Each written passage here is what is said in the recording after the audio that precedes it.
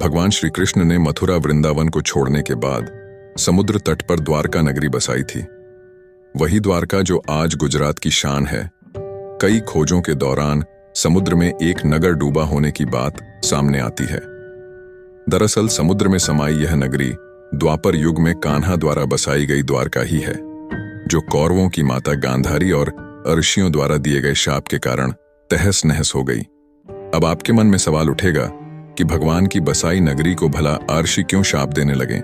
जय श्री हरि विष्णु दर्शकों, स्वागत है आप सभी का राज सनातनी ज्ञान चैनल पर। आइए जानते हैं इस घटना की पूरी वजह। महाभारत के युद्ध में पांडवों की विजयी हुई श्री कृष्ण ने युधिष्ठिर को राज्य गद्दी पर बैठाया और राज्य से जुड़े नियम कानून उन्हें समझाकर वे कौरवों की माता गांधारी से मिलने पहुंचे। कान्हा के आने पर गांधारी फूट फूट कर रोने लगी और फिर क्रोधित होकर उन्हें शाप दिया कि जिस तरह तुमने मेरे कुल का नाश किया है, तुम्हारे कुल का अंत भी इसी तरह होगा। श्री कृष्ण साक्षात भगवान थे, चाहते तो इस शाप को निष्फल कर सकते थे, लेकिन उन्होंने मानव रूप में लिए अपने जन्म का मान रखा और गांधारी को प्रणाम करके वहां से चले गए। श्री कृष्ण के पुत्र सांब अपने मित्रों के साथ हंसी ठिठोली कर रहे थे। उस समय महर्षि विश्वामित्र और कण्व ऋषि ने द्वारका में प्रवेश किया। जब सांप के नवयुवक मित्रों की दृष्टि इन महान ऋषियों पर पड़ी तो वे इन पुण्य आत्माओं का अपमान कर बैठे। इन युवकों ने सांप को एक महिला के वेश में तैयार किया और महर्षि विश्वामित्र तथा कण्व ऋषि के सामने पहुंचकर उनसे बोले, यह स्त्री गर्भवती है, आप देखकर बताइए कि इसके गर्भ से क्या उत्पन्न होगा। दोनों ही ऋषि युवकों के इस परिहास से अत्यंत क्रोधित हुए और उन्होंने कहा कि इसके गर्भ से एक मूसल उत्पन्न होगा, जिससे तुम जैसे दुष्ट, असभ्य और क्रूर लोग अपने समस्त कुल का नाश कर लेंगे। इस घटना का पता श्री कृष्ण को चला तो उन्होंने कहा, यह ऋषियों की वाणी है, व्यर्थ नहीं जाएगी। और अगले ही दिन सांब ने एक मूसल उत्पन्न किया। इस मूसल को राजा उग्रसेन ने समुद्र में फेंकवा दिया। साथ ही श्री कृष्ण ने नगर में घोषणा करा दी कि अब कोई भी नगरवासी अपने घर में मदिरा नहीं बनाएगा, क्योंकि कृष्ण नहीं चाहते थे कि उनके कुल के लोग और संबंधी मदिरा के नशे में कोई अनुचित व्यवहार कर परिवार सहित एक दूसरे का नाश कर बैठें, क्योंकि ऋषियों की वाणी तो सच होनी ही थी।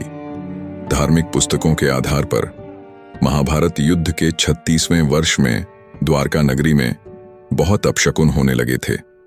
कान्हा ने सभी यदुवंशी पुरुषों को तीर्थ पर जाने के लिए कहा। इस पर सभी लोग द्वारका नगरी से तीर्थ के लिए निकल गए। प्रभास क्षेत्र में आने पर विश्राम के दौरान किसी बात पर ये लोग आपस में भिड़ गए।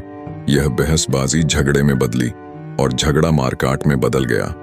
इस दौरान ऋषियों का शाप इस रूप में फलीभूत हुआ कि सांब ने जिस मूसल को उत्पन्न किया था, उसके प्रभाव से प्रभास क्षेत्र में खड़ी एरका घास को लड़ाई के दौरान जो भी उखाड़ता, वो एरका घास मूसल में परिवर्तित हो जाती। ऐसा मूसल जिसका एक प्रहार ही व्यक्ति के प्राण लेने के लिए पर्याप्त था। इस लड़ाई में श्री कृष्ण के पुत्र प्रद्युम्न भी मारे गए। सूचना मिलते ही कान्हा प्रभास क्षेत्र पहुंचे। अपने पुत्र और प्रियजनों को मृत देखकर श्री कृष्ण ने क्रोध में वहां खड़ी एर का घास उखाड़ ली और हाथ में आते ही उस घास ने मूसल का रूप ले लिया। लड़ाई में जो लोग बचे रह गए थे, जिन्होंने अपने परिजनों को मारा था, श्री कृष्ण ने एक एक वार से उन सभी का वध कर दिया। अंत में सिर्फ श्री कृष्ण, उनके सारथी दारुक और बलराम बचे। इस पर श्री कृष्ण ने दारुक से कहा कि हस्तिनापुर जाकर अर्जुन को यहां ले आओ।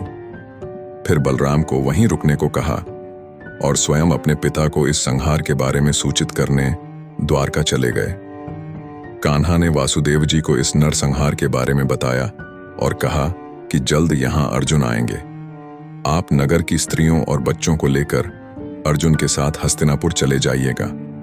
जब श्री कृष्ण वापस प्रभास क्षेत्र पहुंचे तब बलराम जी ध्यानावस्था में बैठे थे। कान्हा के पहुंचते ही उनके शरीर से शेषनाग निकले और समुद्र में चले गए। अब श्री कृष्ण इधर उधर घूमते हुए अपने जीवन और गांधारी के शाप के बारे में विचार करने लगे और फिर एक पेड़ की छांव में बैठ गए। इसी समय जरा नामक एक शिकारी का वाण उनके पैर में आकर लगा, जिसने दूर से उनके पैर के अंगूठे को हिरण का मुख समझकर वाण चला दिया था। जब वह शिकारी शिकार उठाने पहुंचा तो श्री कृष्ण के देखकर क्षमा मांगने लगा। कान्हा ने उसे अभय दान देकर देह त्याग दी। अर्जुन ने द्वारका पहुंचकर वासुदेव जी से कहा कि वह नगर में शेष बचे सभी लोगों को हस्तिनापुर चलने की तैयारी का आदेश दें। फिर अर्जुन ने प्रभास क्षेत्र जाकर सभी यदुवंशियों का अंतिम संस्कार किया। अगले दिन वासुदेव जी ने प्राण त्याग दिए। उस पर उनका अंतिम संस्कार कर अर्जुन सभी महिलाओं और बच्चों को लेकर द्वारका से निकल गए। जैसे ही उन लोगों ने नगर छोड़ा, द्वारका का राजमहल और नगरी समुद्र में समा गई।